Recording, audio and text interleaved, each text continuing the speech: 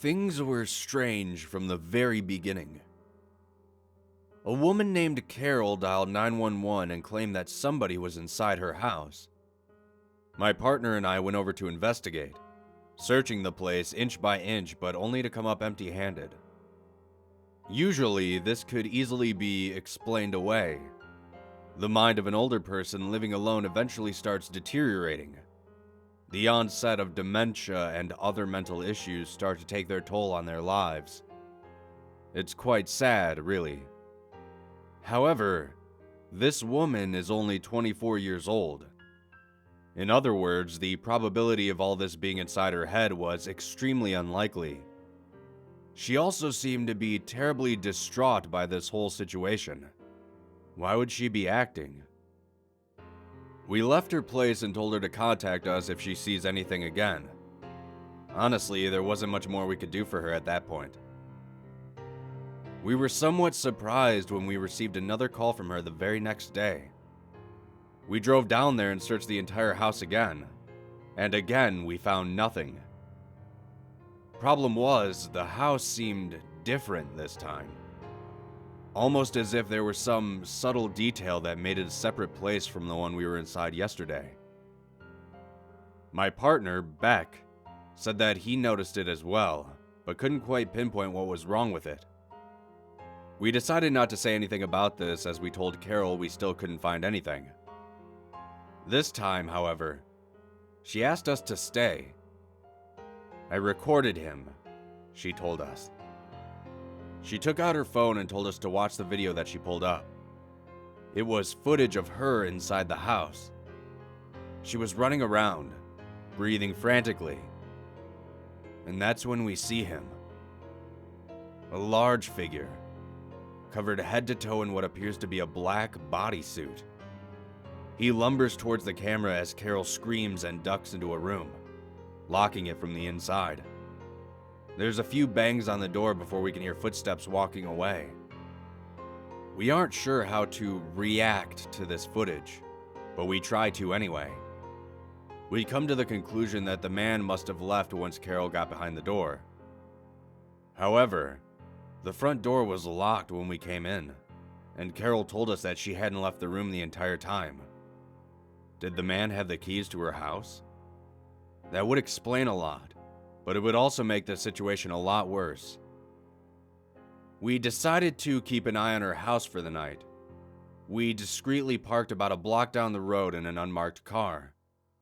My partner and I were both fully alert and ready to move in as soon as we saw something strange. At around 2 a.m., we noticed somebody walking across the road, in the direction of the house.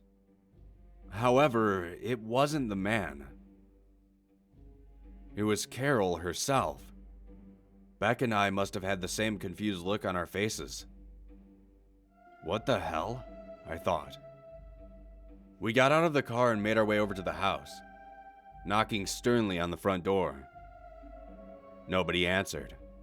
We could see lights flickering on and off intermittently inside, but we're unsure of what it was supposed to mean. Could she be telling us to leave with the lights? Then, a few moments later, we got a call from dispatch. They told us that Carol had called 911 again, saying that there were now multiple people inside her house. They asked if we needed backup. We said yes. Without another moment of hesitation, we forced the door open and made our way inside. The living room lights were still flickering on and off, but as we looked at the light switch, we saw nobody was touching it. We called out for Carol, but nobody responded. In fact, the place was quiet. Dead quiet. I could see the neighboring houses starting to turn on their lights from the commotion we were causing. We rushed up the stairs and started sweeping each room, but there was nothing. We searched the place inch by inch, but nothing was here. Not even Carol, who we clearly saw enter the house a few moments earlier. As I paced around in worried confusion, Beck said something that made me pause. "There's rooms that shouldn't be here." "What are you talking about?" "I've been counting them," he said. There were 9 rooms total the last time we came here. There are 10 now. I forced myself to think hard. Subconsciously, I knew that something was off, but I couldn't put my finger on exactly what it was. The basement. There was only one door that led down there last time. Beck nodded at me. There are 2 basement doors now. I didn't know what to think. I looked at my surroundings and tried to make an assessment, but there was really none to be made. Suddenly, we heard a knock on the front door about 10 seconds later. It sounded aggressive. We looked out of the living room windows, but aren't met with the red and blue police lights we were expecting. We were hesitant to answer, of course. I decided to take a few steps forward, but Beck pulled me back. He gave me this worried look, his face completely drained of color. He whispered, "We left the door open, remember?" He was right. Then my radio started crackling. Another call from dispatch. They told us that we needed to leave the house immediately. That Carol called again, saying this time we were going to die inside of the house. The knocking stopped. But then we could hear movement coming from below us in the basement. Something was inside the house with us. We decided that this was enough. We needed to get the hell out of there. As we started making our way towards the front door, we heard a voice coming from the kitchen. It was Carol. She came out of the kitchen and blocked our path to the door. She looked detached, with blank, beady eyes staring right at us. "Did you find him?"